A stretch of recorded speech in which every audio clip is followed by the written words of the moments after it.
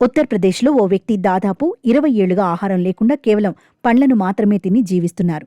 రాయ్బరేలీకి చెందిన రంజిత్ సింగ్ సైన్యంలో హవల్దారుగా పనిచేసి 2005లో పదవీ విరమణ చేశారు.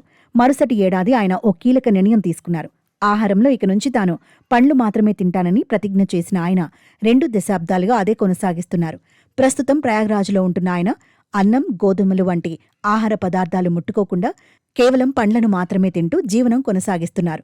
అయితే ఆయన సైన్యంలో హవల్దారుగా పదవీ విరమణ తర్వాత ఆలయాలు సందర్శిస్తున్న క్రమంలో అనేక మంది సాధువులను చూసినట్లు తెలిపారు. వారు కేవలం పండ్లు తిని జీవనం సాగిస్తున్న విషయాన్ని గ్రహించిన రంజిత్ సింగ్ ఇలా క్రమశిక్షణతో ఉండటం వల్ల ఎటువంటి ఆరోగ్య సమస్యలు రావని ఓ సాధువు చెప్పారని వెల్లడించారు.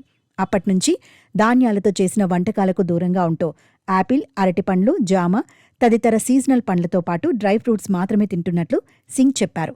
దీనివల్ల ఎటువంటి అనారోగ్య సమస్యలు రాకుండా ఆరోగ్యంగా ఉన్నట్లు తెలిపారు.